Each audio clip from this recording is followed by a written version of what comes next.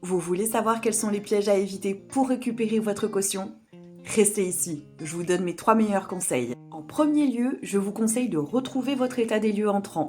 Ça va vous servir de guide pour savoir ce qui relève de l'usure normale, c'est-à-dire ce dont vous n'êtes pas responsable, des dégradations que vous auriez causées, donc ce que vous auriez pu éviter. Mettons que quand vous quittez votre maison actuelle, cela fait 15 ans que vous la louez et que les murs étaient d'un blanc immaculé. Malgré le fait que vous ne fumiez pas, les murs ont jauni avec le temps. Et bien ça, il s'agit d'usure normale et votre propriétaire ne peut pas vous imposer de repeindre. Par contre, si comme moi, vous avez un chat avec une belle âme artistique et qui vous aura défoncé toute la tapisserie avec ses petites griffes, eh bien sachez que ça relève d'une dégradation que vous auriez pu éviter, donc vous serez obligé de remettre en état avant de partir. N'est-ce pas, Minou? Petit conseil supplémentaire, n'hésitez pas à interroger votre bailleur ou propriétaire sur la possibilité de faire un pré-état des lieux sortant quelques semaines avant votre départ. Ensuite, on va passer à la partie travaux.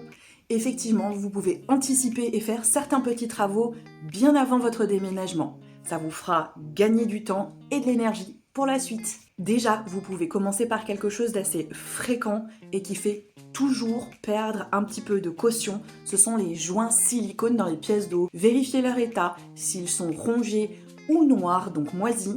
Il faudra les refaire, ne vous posez pas la question et c'est pas ce qui coûte le plus cher, croyez-moi. Promis, j'ai pas mon CAP plomberie et pourtant je commence à avoir un sacré niveau de maîtrise sur la question. Merci les tutos. Pensez à commencer à décrocher tous les meubles ou cadres et autres décorations murales pour reboucher les trous, passer un petit coup de ponçage et mettre un petit coup de pinceau parce que c'est quand même plus sympa pour les gens qui vont venir vivre dans le logement après. Aussi, pensez à remplacer les ampoules HS parce que oui, ça arrive.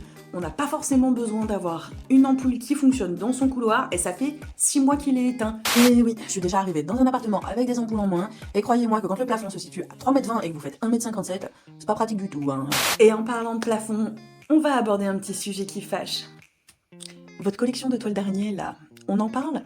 Et bah du coup, c'est l'occasion de l'enlever, hein. Et puis on va pas s'attacher à que nettoyer les sols au moment de notre départ, non.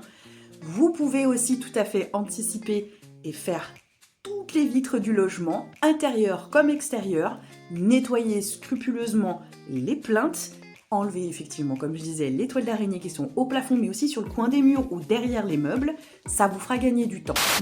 Je vous vois, vous êtes mort de trouille. Et autre dernière petite astuce, munissez-vous de ce qu'on appelle une éponge magique. Et oui, l'éponge magique, elle porte bien son nom. Et ça vous permettra d'enlever toutes les traces sur les murs, sans exception. Voici ma petite astuce personnelle. Après avoir nettoyé mes robinetteries, je passe toujours un coup de chiffon dessus. Ça les sèche et les fait briller. Et croyez-moi, l'agent immobilier va être épaté. Et vous, vous avez toujours pu récupérer votre dépôt de garantie ?